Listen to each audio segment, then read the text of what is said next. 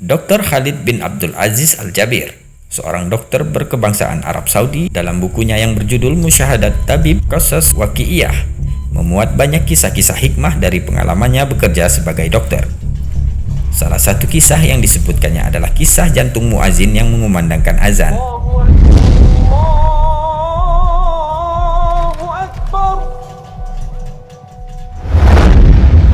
Berikut kisahnya.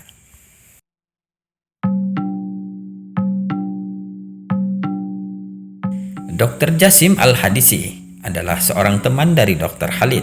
Dia adalah seorang penasehat kesehatan jantung di Pusat Penanganan Penyakit Jantung Amir Sultan Rumah Sakit Angkatan Bersenjata Riyadh, Arab Saudi.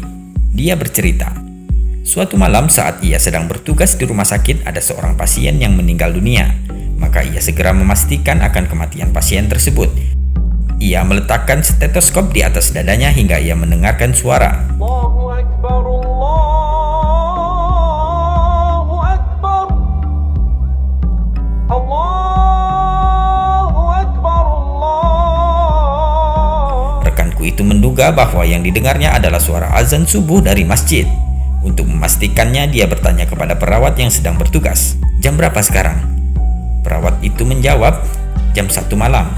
Mendengar jawaban sang perawat, Dr. Jasim Al-Hadisi kaget. Karena penasaran, dia kembali meletakkan stetoskop di atas dada pasien yang meninggal itu. Tahukah Anda apa yang dia dengar?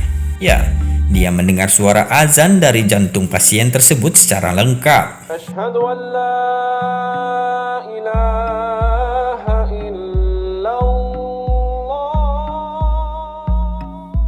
Jika seorang telah meninggal, semua organ tubuh akan berhenti berfungsi sama sekali. Tangan, kaki, dan badannya akan mulai dingin karena roh telah pergi meninggalkannya. Begitu pula detak jantung dan nadinya pun akan berhenti. Itu adalah keadaan umum yang ada bagi setiap jasad manusia yang telah meninggal dunia.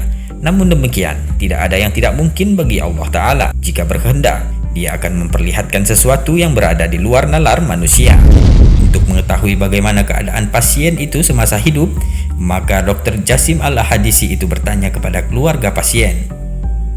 Mereka menjelaskan bahwa semasa hidupnya, sang pasien bekerja sebagai muazin pada sebuah masjid. Biasanya ia datang ke masjid 1/4 jam sebelum tiba waktu sholat, atau kadang lebih awal lagi. Di samping itu, dia selalu menghatamkan Al-Quran dalam 3 hari, dan sangat menjaga lisannya dari kesalahan. Allahu Akbar.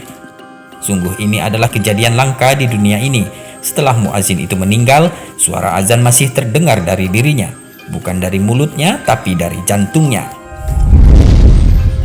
Bagaimana seseorang hidup, begitulah dia akan meninggal dunia. Dan seperti itu pula dia akan dibangkitkan di akhirat kelak.